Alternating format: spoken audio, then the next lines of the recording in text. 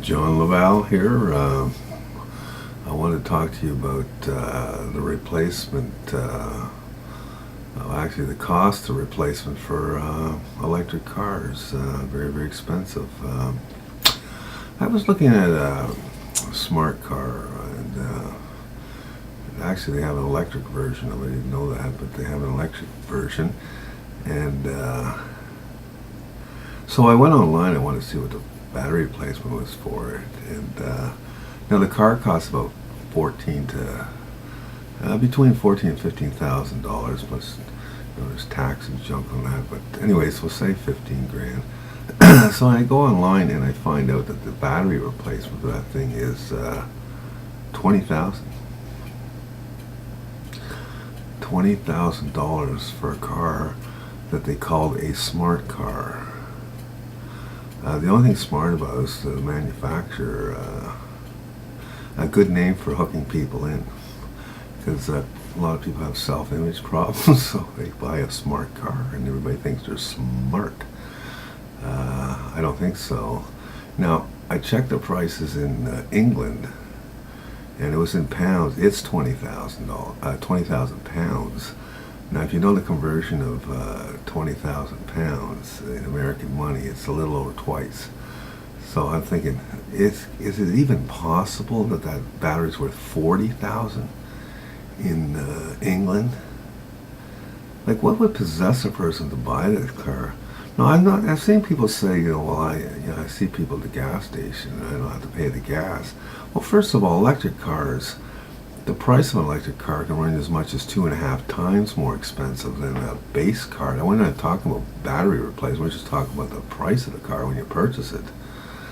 As I say, it can run you 2.5 times as much. So, okay, maybe you're passing the gas station, but you've already paid what they're paying in gas. You've already paid it to the dealer in the price of your car, and then you have this battery replacement. And if you know anything about batteries, well, actually, batteries won't give you what they offer you when you first buy the car.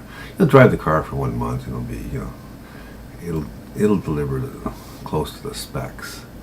And when they give you the specs on the car, like how many kilometers you get and all this stuff, and remember these are factory standards. This is an indoor facility. These vehicles are not going uphill or down. In fact, they're not even moving. They're just turning a barrel. And there are no occupants in the car. There's a whole bunch of factors and they're not included. But it's still legal to put out a set of specs that are not all that accurate. But then again, that comes with gas cars, so we'll just put that aside. It's not even important. What is important is how much you're going to pay to replace this battery, because you've already paid. I'm not saying you paid 2.5 times. I say you can pay as much as 2.5 times for the vehicle. Sometimes the vehicle can be closer to the price of a base car. So we won't even consider that as a significant factor. The factor is how much is it going to cost me to replace this battery, which has to be replaced within about 3 years, because like technology is working on it, but who knows? I mean, they promise you the world. Can they beat the perimeters of a battery? Anyways, if you're going to buy an electric car, wait 20 years. Let's see what the battery life is on a car, and now, if you happen to be a person who, not rents a car, but if you lease a car, for God's sakes, don't lease an electric car, because in your contract it states that you have to bring that car back to its original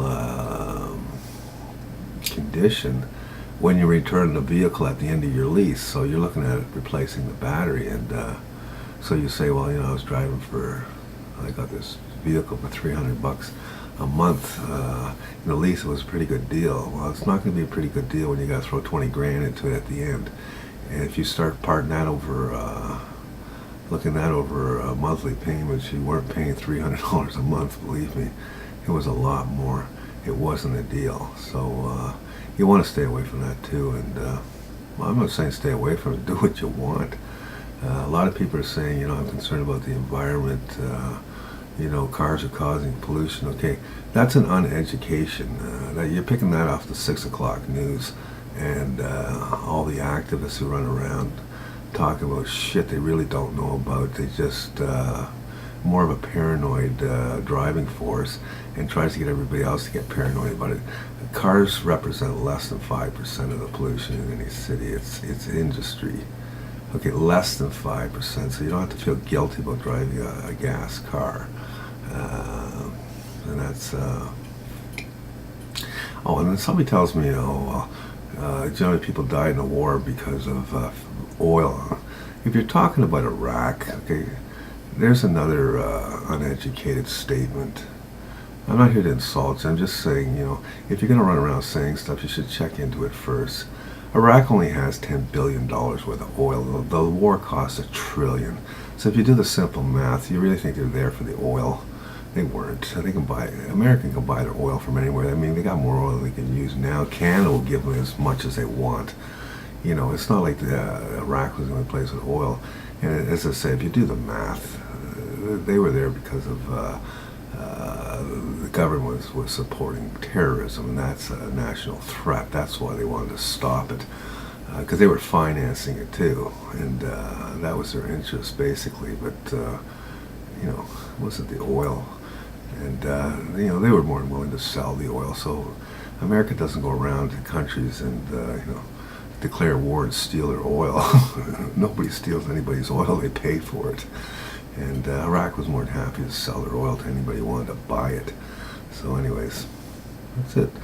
Buy an electric car if you want one. I won't.